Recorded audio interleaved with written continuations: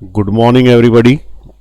आज अपन स्टार्ट करेंगे ग्रेविटेशन में एस्केप वेलोसिटी, क्योंकि अपन ने ऐसा पढ़ा था कि हमने सैटेलाइट को रॉकेट से छोड़ दिया था। अब रॉकेट ऊपर जाएगा, अब अर्थ के ग्रेविटेशन पुल से कितना बाहर निकल जाएगा कैसे पता पड़ेगा, कैसे निकलेगा?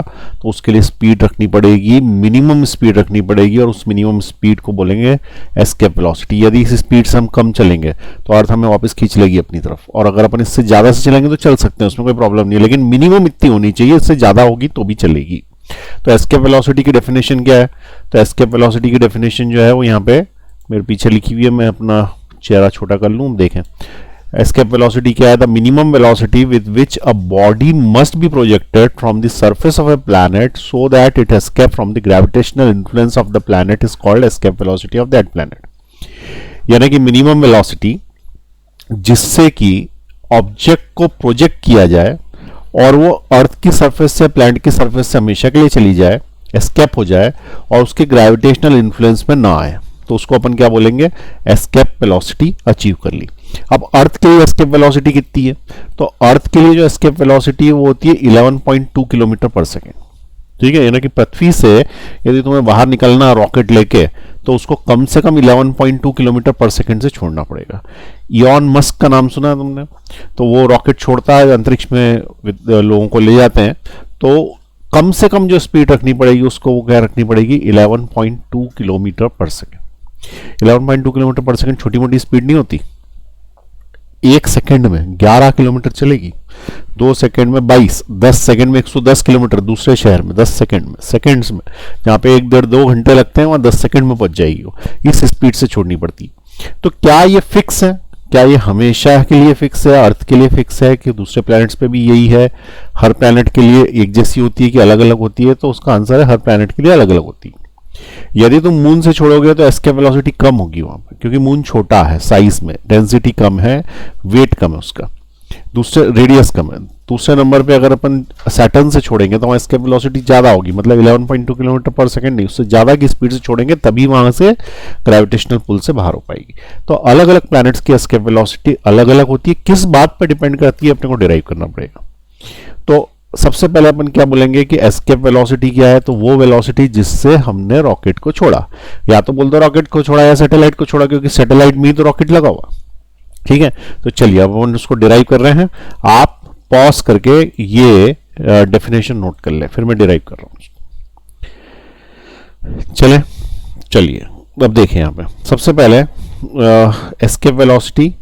एस्केप वेलोसिटी क्या है? तो escape velocity it is the minimum velocity required so that it escapes from the gravitational influence of the planet, यानी gravitational force of the planet से वो अलग हो जाए। तो अब देखिए इसको अपन डिराइव कर रहे हैं। ठीक है, डेरिवेशन देखें इसका। डेरिवेशन इसलिए इंपॉर्टेंट है क्योंकि इससे कंसेप्ट समझ में आएगा कि ऑब्जेक्ट को कहां पहुंचाना है। तो सबसे पहली चीज आप ये समझिए कि जैसे मान लो ये बोल रहा है कि ग्रेविटेशनल पुल से बाहर हो जाए, तो ग्रेविटेशनल पुल से बाहर हो जाए मतलब ग्रेविटेशनल पुल होता कहां तक है? तो तुमको याद हो तो ग्रेविटेशनल पुल होता है किसी भी चीज का इंफिनिटी तक, यानी अर्थ जो है वो इंफिनिटी तक खींचेगी। वो बात अलग है कि अर्थ बाद में थोड़ा कम खींचती है, लेकिन ग्रेविटेशनल पुल तो इंफिनिटी तक रहता है, सभी का इंफिनिटी तक रहता है। एक छोटी सी मैग्नेट भी होगी ना, उसका पुल इंफिनिटी तक रहेगा। वो बात अलग है कि इन्फ्लुएंस इतने में ही कर रही है, इसके बाद खींच नहीं पा रही, पर है पुल उसका, वो निग्लिजिबल सा है, लेकिन है तो सही। अब ये क्या बोल रहा है कि ऑब्जेक्ट को ग्रेविटेशनल पुल से बाहर करना। ग्रेविटेशनल पुल से बाहर करना इसका मतलब क्या? हमको उसे इंफिनिटी पे पहुंचाना है, सिंपल सी बात है, तभी तो ग्रेविटेशनल पुल के बाहर होगा। तो चलिए अब अपन उसको इंफिनिटी पे पहुंचाने की कोशिश करते हैं। तो इसका डेरिवेशन करने के लिए हमने क्या बोला कि भाई हम यहाँ पे एक रॉकेट लेके खड़े हो गए, ये रॉकेट बोल दो या सैटेलाइट बोल दो, कुछ भी, और अब इसको हमें पहुंचाना है इंफिनिटी तक। तो मान ले कि यहां पे कोई सी लाइन खींच दूं मैं ऐसी और बोल दूं कि ये इंफिनिटी है, यहां पहुंचाना। ठीक है, अब कैसे पहुंचाओगे? तो सबसे पहले रॉकेट को तुम्हें एक काइनेटिक एनर्जी देनी पड़ेगी। आई बात समझ में? रॉकेट को क्या देनी पड़ेगी? Kinetic energy. तो काइनेटिक एनर्जी यानी कि स्पीड या वेलोसिटी, क्योंकि हाफ एम वी स्क्वायर होता, तो वेलोसिटी मस्ट बी गिवन। ठीक है, क्या must be given to the rocket. अब ये काइनेटिक एनर्जी कितनी होगी, तो सबको पता है कि काइनेटिक एनर्जी होती है हाफ एम वी स्क्वायर, और इसमें जो वेलोसिटी है ये एस्केप होनी चाहिए। ठीक, इसको मैं इक्वेशन 1 बना के छोड़ रहा हूं। आ रही बात समझ में, इक्वेशन 1 समझ में आई। क्या बात हुई, हमने क्या बोल दिया कि भाई काइनेटिक एनर्जी देनी पड़ेगी, और काइनेटिक एनर्जी कितनी होगी, हाफ एम वी स्क्वायर, जो कि रॉकेट को देंगे, जिसमें ई एस्केप वेलोसिटी। अब एस्केप वेलोसिटी मतलब क्या, तो ऑब्जेक्ट को इन्फिनिटी तक पहुंचाना है, ऑब्जेक्ट को इन्फिनिटी तक पहुंचाना है। तो उस केस में यहाँ पे देखें, ऑब्जेक्ट यहां पहुंच गया मतलब, तो ऑब्जेक्ट को पहुंचाना होगा तो हमें उसको वर्क करना पड़ेगा। तो work is to be done in order to move an object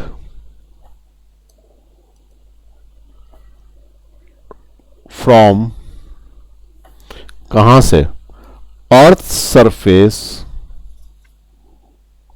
to infinity.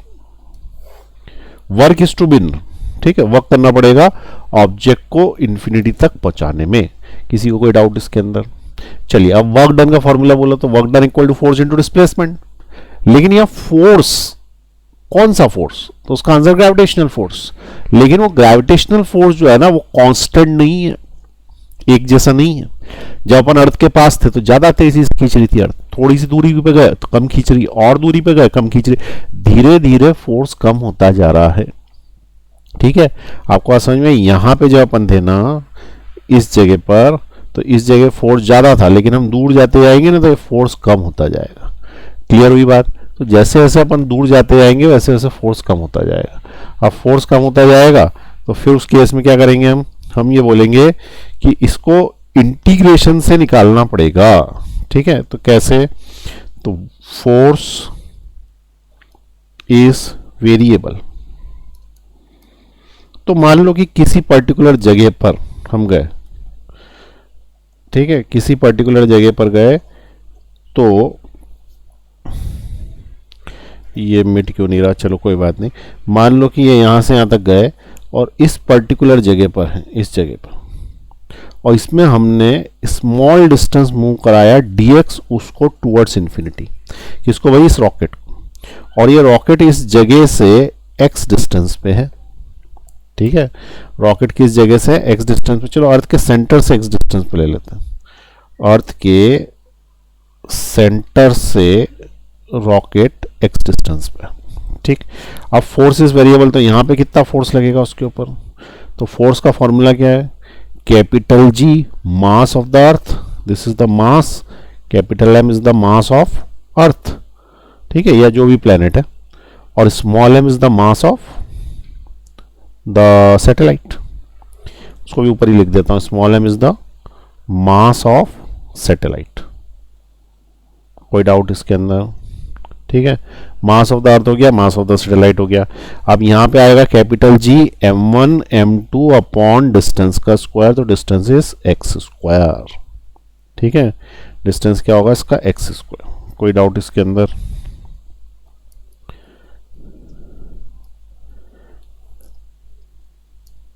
एक मिनट रुकिए।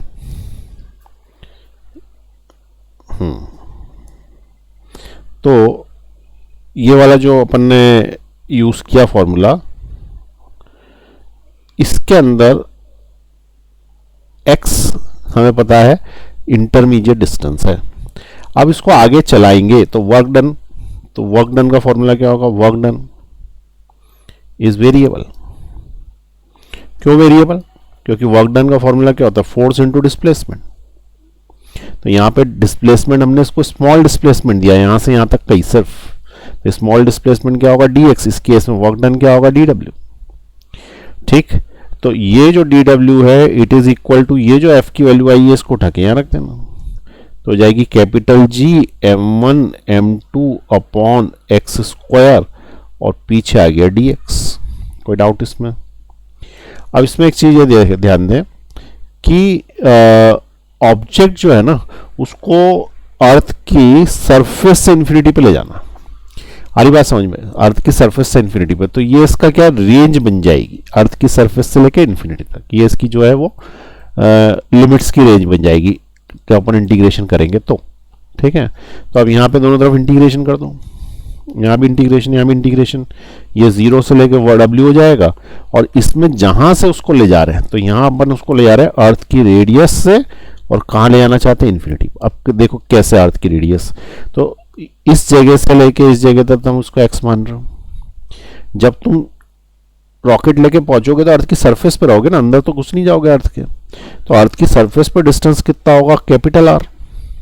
ठीक है, और फिर जब तुम इस जगह से यहाँ पे पहुंचोगे तो तुम कितना डिस्टेंस कवर करोगे, इन्फिनिटी तक। इसका मतलब ये जो x है इसकी मिनिमम रेंज कहाँ से स्टार्ट करोगे, R से स्टार्ट करोगे, और तुम इसको कहाँ पे खत्म कर दोगे, x पे खत्म कर दोगे। तो R से स्टार्ट करा और x पे खत्म कर दिया, इसलिए मैंने यहाँ पे जो लिमिट ली वो R से स्टार्ट करी और x मतलब इन्फिनिटी पे खत्म कर दी, सॉरी। तो इन्फिनिटी पे पहुंचाने के लिए इन्फिनिटी पे खत्म कर दी उसको, ये इन्फिनिटी होगी। ठीक, कोई डाउट इसके अंदर? चलिए अब इसको अपन इंटीग्रेट करें तो ये हो जाएगा W, लिमिट्स लगाने की जरूरत है, तो W से लेके 0 तक, which is equal to GMM x की पावर -2। ठीक है, और इसका इंटीग्रेशन करना R से इन्फिनिटी और dx। अब x की पावर -2 का पहले मैं इंटीग्रेशन बता दूं क्या होगा। तो x की पावर -2 का इंटीग्रेशन करेंगे तो इधर साइड में कर देते हैं। ठीक है, तो x की power -2 + 1 upon -2 + 1 which is equal to x की power -1 upon minus which is equal to -1 upon x, क्योंकि माइनस इधर लेंगे और अपॉन x इधर लेंगे, तो ये इंटीग्रेशन हो गया उसका। ठीक है, ये इंटीग्रेशन मैंने साइड में कर दिया x की पावर -2 का। अब इसकी जगह मैं लिख सकता हूँ -1 अपॉन x, इंटीग्रेशन हो गया है। अच्छा, इधर अपर लिमिट डालोगे तो w आएगी, w -0 that is equal to w GMM, integration हो गया -1 अपॉन x, अपर लिमिट जाएगी इन्फिनिटी, लोअर लिमिट जाएगी कैपिटल R। ठीक, कोई डाउट इसमें? अब अपर लिमिट और लोअर लिमिट पुट कर देते हैं, तो W is equal to GMM -1 upon, upper limit डालोगे इन्फिनिटी, फिर माइनस लगाओगे फॉर्मूले का, एक माइनस ऑलरेडी लगा, हो गया +1 अपॉन R। तो इससे मिलेगा W is equal to G mass of the earth, mass of the satellite, into 1 upon R। ऐसा इसलिए क्योंकि 1 अपॉन इन्फिनिटी 0 होता है, तो ये वाली जो जगह, इसकी जगह अपने को 0 लिखना है, तो बच्चा क्या 1 अपॉन R बचा, तो 1 अपॉन R लिख दिया मैंने यहाँ। कोई डाउट इसमें? ठीक, तो GMM और 1 अपॉन R, तो W work is equal to GMM upon R। This is equation number 2। ठीक है, इसको अपन ने क्या बोल दिया, ये है इक्वेशन नंबर 2। कोई डाउट इसमें? अब ये वर्क कौन करेगा? इतना वर्क करोगे तो तुम इन्फिनिटी पे पहुंच जाओगे। If you do this much amount of work, this much amount of work, you will go to infinity, you will go to infinity means escapes from earth's gravitational field, अर्थ के gravitational field से तुम अलग हो जाओगे। अब सवाल ये उठता है कि ये वर्क करेगा कौन? ये जो वर्क आया है GMM अपॉन R, ये वर्क करेगा कौन? तो उसका आंसर है ये वर्क करेगा हमारा रॉकेट। और रॉकेट के पास क्या था? तो रॉकेट के पास थी काइनेटिक एनर्जी, जो अपन ने पहले लिख ली थी, 12 mv² एस्केप। तो ये वर्क उस एनर्जी के द्वारा होगा, इसलिए वर्क वो एनर्जी के बराबर होगा। ठीक है, तो मैं 1 नंबर की इक्वेशन को 2nd नंबर की इक्वेशन के बराबर कर रहा हूं कि work is equal to energy. तो work is equal to energy कर देते हैं अपन। ठीक, तो work is equal to energy, तो work done is equal to kinetic energy. ये काइनेटिक एनर्जी का फॉर्मूला 12 mv² एस्केप। ठीक है, इधर का इधर कर लो, काइनेटिक एनर्जी इधर ले लो, वर्क इधर ले लो, which is equal to work, work की जगह डाला मैंने GMM अपॉन R। एक मास से एक मास कैंसिल हो गया। ये मास कौन सा था? सैटेलाइट का मास कैंसिल हुआ है। ठीक है, अर्थ का नहीं हुआ। ये 2 उधर जाएगा, तो V एस्केप, ठीक है, V एस्केप का square is equal to 2GM upon R। Root ले लो, तो एस्केप वेलोसिटी का फॉर्मूला बन गया √2 2gm/r। ये बना भाई एस्केप वेलोसिटी का फॉर्मूला। कोई डाउट इसके अंदर? इसको डाल दो डब्बे में, इंपॉर्टेंट फॉर्मूला है, लेकिन इट इज फर्स्ट फॉर्मूला। 2 फॉर्मूले और बनेंगे, ठीक है, वो भी मैं हाथ के हाथ बना रहा हूं, उसके बाद आप नोट कर लेना। Second formula in small g, तो escape velocity in the form of small g के फॉर्म में, तो हमें ये पता है कि small g is equal to gm/r² होता। इससे तुम gm की वैल्यू निकाल लोगे gr², और ये जो gm की वैल्यू आई ना, ये gm की वैल्यू, इसको उठा के यहाँ gm की तरफ डाल देना। दिख रहा है ये? तो v escape is equal to √2 times gr²/r। मैंने कुछ नहीं करा, ये जो वैल्यू है ना, ये उठा के यहाँ डाल दी, ठीक है, gm की जगह डाल दी gr²। अब उसमें क्या होगा कि एक r से एक r कैंसिल हो जाएगा, तो एस्केप वेलोसिटी का छोटे g में फॉर्मूला आ जाएगा √2gr। ये भी इंपॉर्टेंट फॉर्मूला है, ठीक है, this is also an important formula. ये छोटे g में फॉर्मूला आया, और ऐसा का ऐसा एक फॉर्मूला अपने पास का में बड़े g में आ गया, वो ये वाला फॉर्मूला, ठीक है।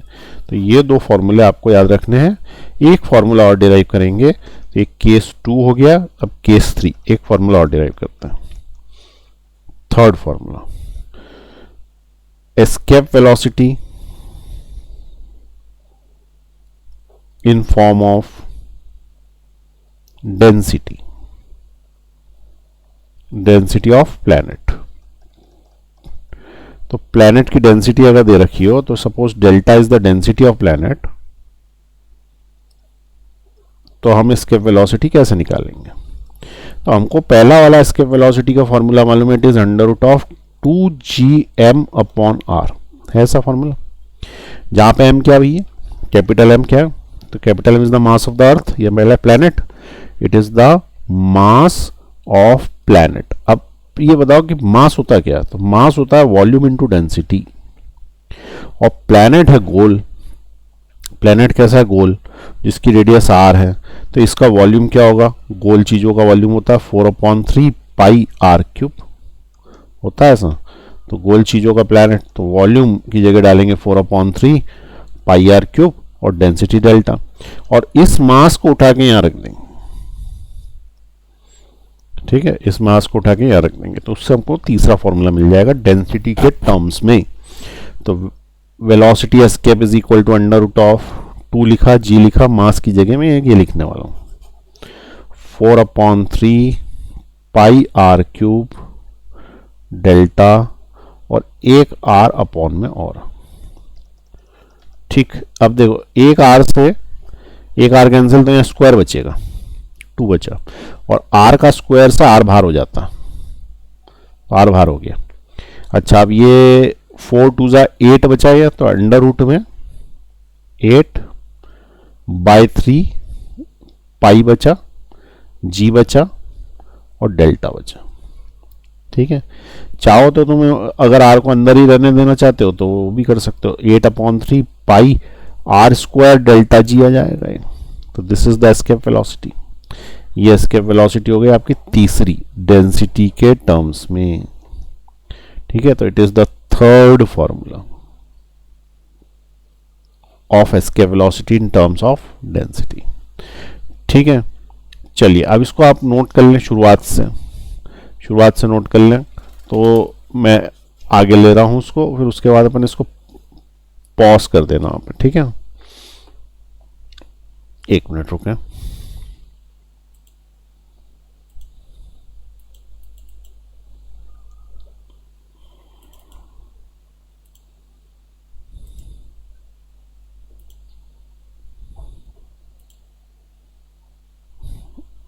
ऊपर ले लूं मैं, चलिए यहां से नोट कर लें, जिसने कुछ भी नोट नहीं करा वो ये से नोट करें, चालू करें।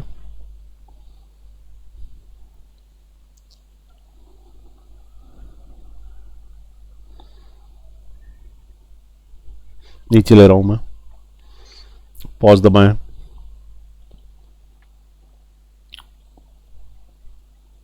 और नीचे ले रहा हूं, पॉज दबाएं,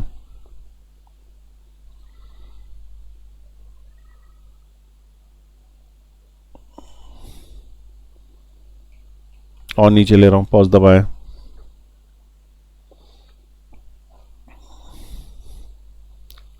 और नीचे ले रहा हूं मैं, पॉज दबाएं,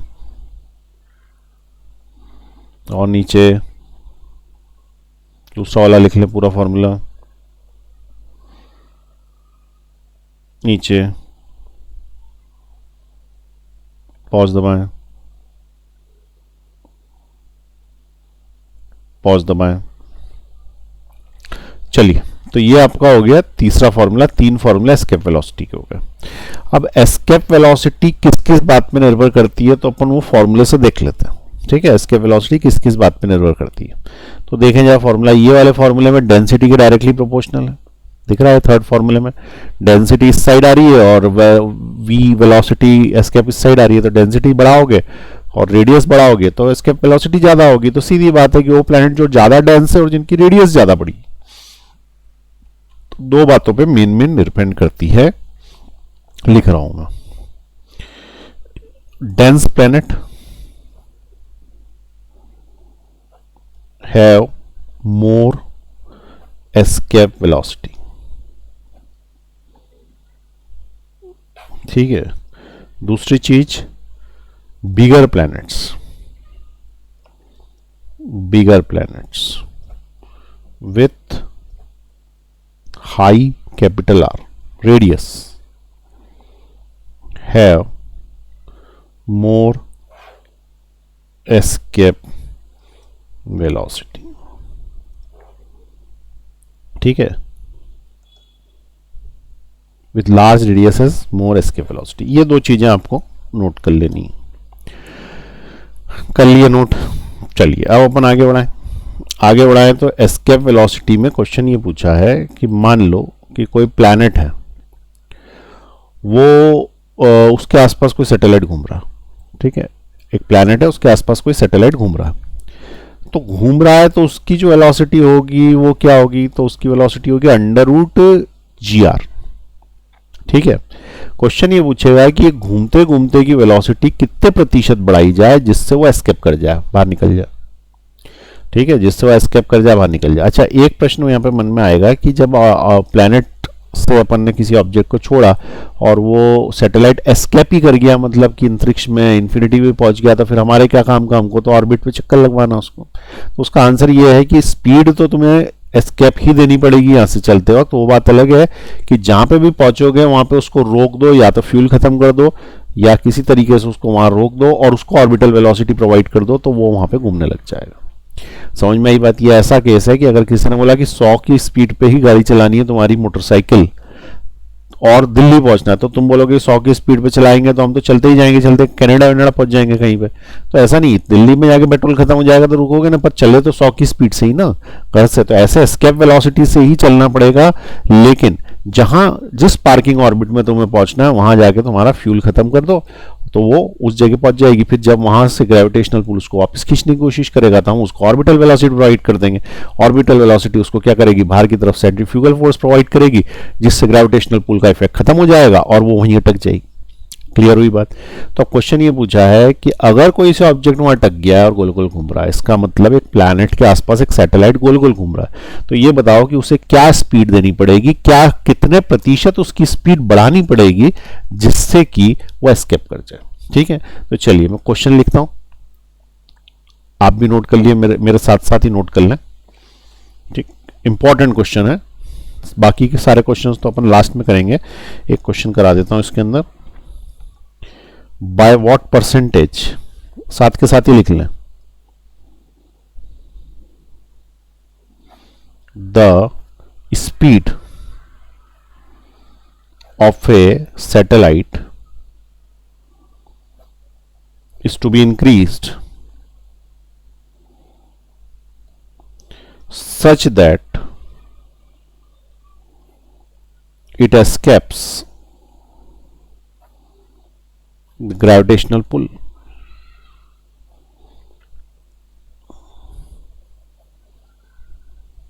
ऑफ अर्थ, अर्थ बोल दो या कोई नया प्लेनेट। तो अब सबसे पहले हमने क्या बोला कि अर्थ के आसपास एक ऑब्जेक्ट गोल घूम रहा, ठीक है। हमने क्या बोला, अर्थ के आसपास एक ऑब्जेक्ट गोल घूम रहा है। तो अर्थ के आसपास एक ऑब्जेक्ट गोल घूम रहा है। एक सेकेंड रुको, इसके अंदर सर्कल वाला नहीं आ रहा टूल, मैं देखता हूँ। हाँ, तो अपन ये बोल रहे थे कि सैटेलाइट बना लेते हैं अपन एक। तो ये सर्कल का टूल आ गया है, तो ये अर्थ मान लो, ठीक है। अब क्या है, इसके आसपास सैटेलाइट घूम रहा है। सैटेलाइट घूम रहा है तो एक मान लो कि बड़े गोले में सैटेलाइट घूम रहा है इसके आसपास। अब ये सैटेलाइट है। अब ये सैटेलाइट की कुछ स्पीड होगी यहाँ पे, ठीक है। ये क्या चीज़ है, ये अर्थ है और सैटेलाइट घूम रहा है, तो इसकी जो स्पीड होगी वो ऑर्बिटल स्पीड होगी। अब ऑर्बिटल स्पीड का फॉर्मूला याद करो, वो होती है √gr। अब वो ये बोल रहा है कि by what percentage the speed of the satellite is to be increased, यानी कि ये जो ऑर्बिटल स्पीड है इसकी, या ऑर्बिटल स्पीड को कितने प्रतिशत बढ़ा दिया जाए ताकि ये एस्केप कर जाए। अब कितने प्रतिशत बढ़ा दिया जाए, तो पहले तो ये देखें कि एस्केप वेलोसिटी का कौन सा फॉर्मूला यूज़ करें। तो इसके जैसा दिखने वाला ये वाला फॉर्मूला, तो हम ये वाला फॉर्मूला यूज़ करेंगे एस्केप वेलोसिटी का, √2gr, क्योंकि ये ऑर्बिटल वेलोसिटी जैसा दिखता है, बस √2 टाइम एक्स्ट्रा है। तो एस्केप वेलोसिटी यदि उसको मिल जाए तो एस्केप कर जाएगा, और एस्केप वेलोसिटी कितनी होती है, √2gr होती है, ठीक है। तो ये कौन सी है, ये ऑर्बिटल है, और ये कौन सी है, एस्केप है। यदि उसको एस्केप मिल जाएगी तो वहाँ से हट जाएगा और ग्रेविटेशनल पुल ऑफ अर्थ से बाहर हो जाएगा। क्वेश्चन ये पूछा है कि what is the percentage change, percentage change कितना है। तो हमें ये पता है कि परसेंटेज चेंज का फॉर्मूला होता है नया माइनस पुराना अपॉन पुराना into 100%। New value minus old value divided by old value into 100। New value ये है, तभी तो एस्केप करेगा, और एस्केप वेलोसिटी। और ओल्ड वैल्यू क्या है, तो ओल्ड वैल्यू ये है, ठीक। तो न्यू वैल्यू की जगह अपन डालेंगे कि अब नई स्पीड उसको देनी है √2gr, और पहले से जो उसके पास स्पीड थी वो थी √gr। ओल्ड वैल्यू से डिवाइड करेंगे √gr, और 100 का मल्टीप्लाई कर देंगे तो परसेंटेज चेंज आ जाएगा। अब देखो, इसको करने के लिए बहुत आसान तरीका होता है। GR इसके पास भी, इसके पास भी, इसके पास भी, तो इन दोनों में से √gr कॉमन ले लो। √gr कॉमन लोगे तो इसके पास बचेगा सिर्फ √2 और उधर साइड बचेगा 1, और एक √gr नीचे है ही, और ये √gr जो ऊपर नीचे वाले हैं ये आपस में कैंसिल आउट हो जाएंगे। तो ये वाला इससे कैंसिल आउट हो गया, तो तुम्हारे पास क्या बचा, √2 - 1।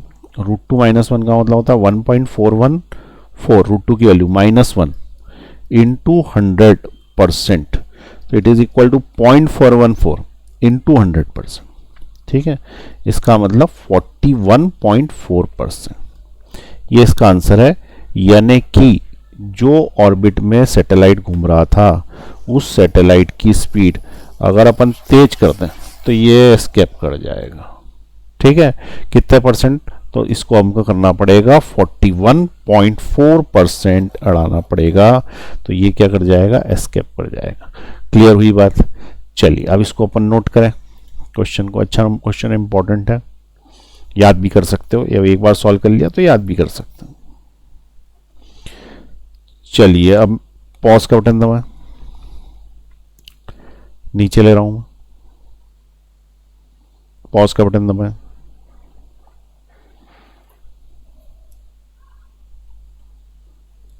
चलिए अब इसके अपन आगे बढ़ाएंगे।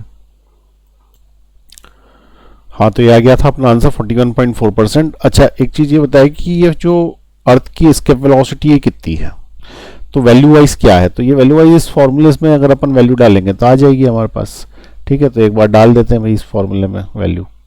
तो escape velocity of earth value निकालनी है, value of escape velocity of earth की अगर अपन एस्केप वेलोसिटी निकालने के लिए कोई पूछे कितनी आएगी, तो बोलना एस्केप वेलोसिटी निकालने का फॉर्मूला है v escape is equal to √2gr,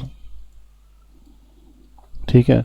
अब तुम्हें यहाँ पे क्या डालना है, एक तो डालना 2, अर्थ का g डाल देना, g of earth which is equal to 9.8 metre पर सेकेंड स्क्वायर, या फिर अपन 10 भी ले सकते हैं इसकी जगह।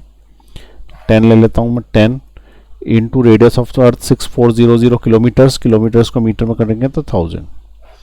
अब यहाँ पे v escape is equal to, देखो ये 64 का रूट निकल आएगा बाहर, और ये 3 0, 1 2 3 0 यहाँ है, 3 0 यहाँ है, 6 0 में से 3 0 बाहर हो जाएंगे तो 8000 रूट 2 हो गया मीटर पर सेकेंड। इसका मतलब 8 रूट 2 किलोमीटर पर सेकेंड हो गया। अब अगर मैं इसको मल्टीप्लाई करूँ तो रूट 2 की वैल्यू होती है 1.414 होती है, 1.4 ही ले लेता हूँ चलो, तो root 2 is equal to 1.4 approximately ले ली मैंने, ठीक है, अप्रॉक्सीमेटली 1.4 मल्टीप्लाई करो इसका, तो 8 4 जा 32, 8 4 जा 32, 2 आया है, 3 कैरी 8 9 10 11, तो 11.2 आ गया ना किलोमीटर पर सेकेंड अप्रॉक्सीमेट। ठीक, तो ये तुम्हारी क्या आई, ये तुम्हारी आई अर्थ की वेलोसिटी। कौन सी आई है, एस्केप वेलोसिटी। ठीक, कोई डाउट इसके अंदर? तो अगर कोई बोलेगा अर्थ की कितनी है तो ये। अच्छा, अगर किसी ने बोला कि मून की एस्केप वेलोसिटी क्या है, तो फिर मून की तुमको डेटा डालने पड़ेंगे इसके अंदर, 2GR, तो मून की रेडियस डालनी पड़ेगी और जी भी डालना पड़ेगा। तो जी मून का अर्थ से कम होता है, ठीक है, रेडियस भी कम होती है, इसलिए उसकी एस्केप वेलोसिटी कम आती है। और वो एस्केप वेलोसिटी अभी डेटा अपने पास नहीं है, तो डालेंगे मून की का जी और मून का ही जो है वो रेडियस, उससे तुमको मिलेगा 2.38 के आसपास आती है किलोमीटर पर सेकेंड। ठीक है, तो ये एस्केप वेलोसिटी मून की काफ़ी कम है। यदि तुम सैटर्न की बात करोगे तो सैटर्न की एस्केप वेलोसिटी बहुत ज़्यादा है। अगर तुम जुपिटर की बात करोगे तो उसकी एस्केप वेलोसिटी 32 ऐसी कुछ है। तो अलग अलग एस्केप वेलोसिटी है, बड़े प्लैनेट्स की एस्केप वेलोसिटी ज़्यादा और छोटे प्लैनेट्स की एस्केप वेलोसिटी कम, लेकिन उसमें डेंसिटी का भी रोल है, ये भी ध्यान रखना तुमको। ठीक है, चलिए अब ये वाला नोट कर लें आप, एस्केप वेलोसिटी ऑफ अर्थ यहाँ से नोट कर लें, पॉज दबाएं।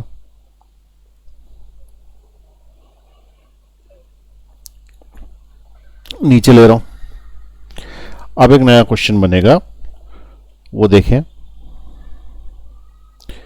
कि why earth has atmosphere but moon does not have any atmosphere. Earth के ऊपर तो एटमॉस्फेयर है, हमको सबको पता, ठीक है, लेकिन मून पे कोई एटमॉस्फेयर नहीं है, ऐसा क्यों? तो अर्थ की एस्केप वेलोसिटी 11.2 और मून की एस्केप वेलोसिटी है 2.38। तो जब हवा चलती है यहाँ पे बहुत तेज और गर्मी के दिनों में उनकी स्पीड और बढ़ जाती है, तो हवा की एक एवरेज वेलोसिटी होती है जिसको बोलते हैं रूट मीन स्क्वायर वेलोसिटी। क्या बोलते हैं? Root mean square velocity. तो ये जो एवरेज वेलोसिटी है उसकी रूट मीन स्क्वायर वेलोसिटी, वो अर्थ के 11.2 से कम है, वो 2 3 4 के आसपास है वो, ठीक है, सपोज 3 किलोमीटर पर सेकेंड। तो अर्थ की तो एस्केप वेलोसिटी 11.2 किलोमीटर पर सेकेंड, उससे 3 किलोमीटर पर सेकेंड छोटा पड़ता है, इसलिए यहाँ की हवा चाहते हुए भी एस्केप नहीं कर पाती, बाहर नहीं निकल पाती। जबकि मून के अंदर जो एस्केप वेलोसिटी वो कितनी है, वो सिर्फ 2.38 है, और अगर उससे ज्यादा की स्पीड से हवा चली तो वो एस्केप कर जाएगी। तो वहां पे जब अर्थ मून का फॉर्मेशन हो रहा होगा तो उस वक्त जो एयर है वो हॉट भी थी, तो उसकी स्पीड जो है वो ज़्यादा थी, वो 3 से 4 के बीच में कुछ रही होगी, और वो स्पीड जो रही थी वो एस्केप वेलोसिटी से ज़्यादा है, इसलिए वहाँ की सारी एयर एस्केप कर गई और वहाँ पे कोई एटमॉस्फेयर नहीं है। इसका मतलब अपने को वहाँ पे जाकर रहना है तो ऑक्सीजन का सिलेंडर, पानी वानी सब साथ में लेके जाना पड़ेगा। अर्थ पे सब फ्री में मिलता है, क्यों? क्योंकि यहाँ पे सब अटका हुआ है। अगर एस्केप वेलोसिटी कम हो जाए अर्थ की तो ये सब भी निकल जाएगा यहाँ से बाहर। ठीक, तो ये क्वेश्चन बड़ा इंपॉर्टेंट है कि अर्थ से एटमॉस्फेयर क्यों है और मून पे क्यों नहीं है। ठीक है, तो इसको मैंने नीचे लिखा हुआ है, आप नोट कर सकते हैं उसको। क्वेश्चन नोट कर लें, उसके बाद उसका आंसर नोट कर लें। क्वेश्चन नोट करें फटाफट। चलिए आंसर नोट कर रहे हैं अब अपन। यहां लिखा है, देखिए, गैस मॉलिक्यूल्स, ठीक है, दिख रहा है, gas molecules present in the earth's atmosphere move with a certain mean velocity. At ordinary temperature, the root mean RMS velocity of air is smaller than the escape velocity of Earth, that is 11.2 km per second. Hence, we find air in the Earth atmosphere. तो अर्थ के atmosphere में तो air है, लेकिन ये जो चांद है ये बड़ा छोटा है। ठीक है, चांद की जो रेडियस है वो अर्थ के मुकाबले क्या बड़ी कम है, और जब ये छोटा है तो इसकी एस्केप वेलोसिटी कम है। तो ये ऊपर वाला नोट कर लिया आपने, पॉज दबा के नोट कर लें। अब नीचे ले रहा हूं, चांद के बारे में बात करें।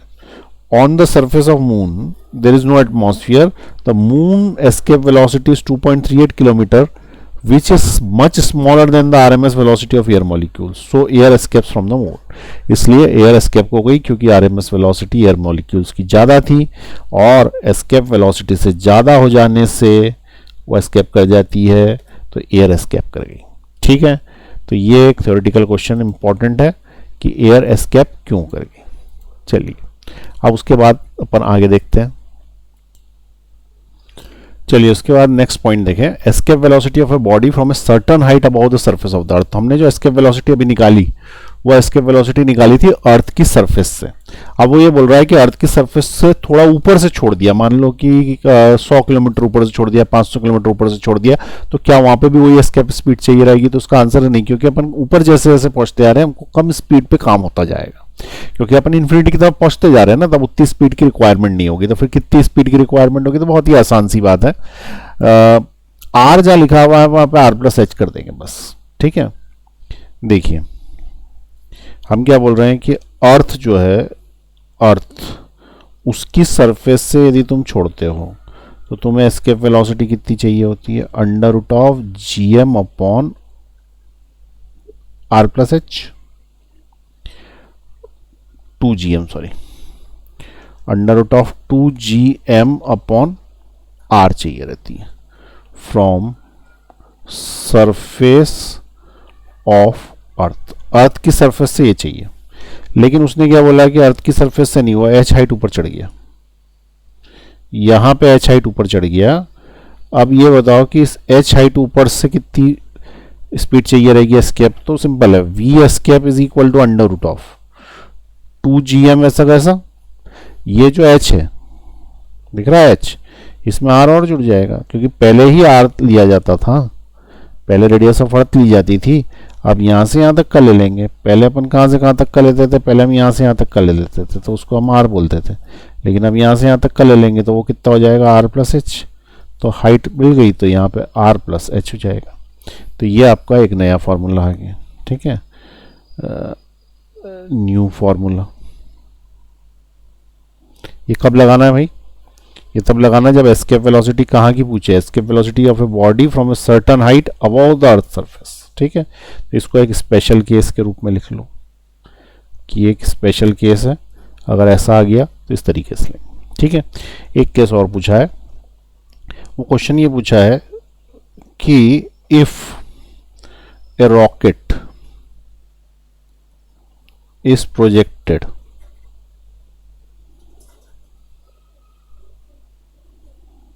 at an angle of 45 degree, find escape speed। अब वो ये बोल रहा है कि रॉकेट को सीधे ना छोड़ते हुए 45 डिग्री से छोड़ा गया है, तो एस्केप स्पीड बताओ। इसका मतलब क्या है? ये अर्थ है, अपन अभी तक रॉकेट को कैसे छोड़ते थे? यहाँ से यूं सीधे छोड़ते थे। वो बोल रहा है कि ये सीधे नहीं छोड़ा गया, रॉकेट को जो है वो 45 डिग्री के एंगल पे टेढ़ा छोड़ा गया।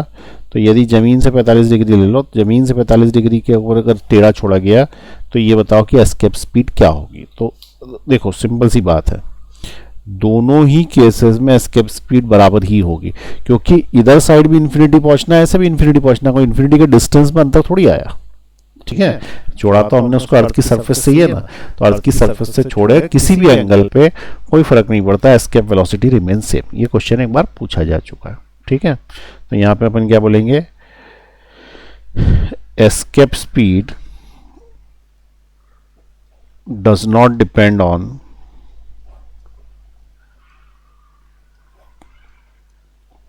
The angle, so it will be under root 2gr। यही एस्केप स्पीड रहेगी, एंगल पे डिपेंडेंट नहीं। चलिए इसको भी नोट कर लें फटाफट। तो आज आपको समझ में आ गया एस्केप स्पीड क्या है। तो जिस स्पीड से हम छोड़ते हैं, 3 फॉर्मूले उसके हैं। पहला है √2gm/r, दूसरा √2gr, और एक डेंसिटी के फॉर्म में है। ये 3 फॉर्मूले आपको याद रखने हैं। चौथी चीज़ आपको ये याद रखनी है कि 44% स्पीड बढ़ाएंगे तो हमेशा के लिए कोई सा भी ऑब्जेक्ट जो कि अर्थ की सरफेस के आसपास ऑर्बिट कर रहा है वो एस्केप कर जाएगा। फिर ये याद रखना है कि अगर h हाइट से उसको एस्केप कराना चाहते हैं तो जहाँ पे भी r था वहाँ पे r+h होता जाएगा, और अगर अपन किसी एंगल से उसको प्रोजेक्ट कराएंगे तो उससे कोई फर्क नहीं पड़ता, उतनी ही एस्केप स्पीड उसको देनी पड़ेगी। क्लियर हुई बात? चलिए अब अगली क्लास में करेंगे।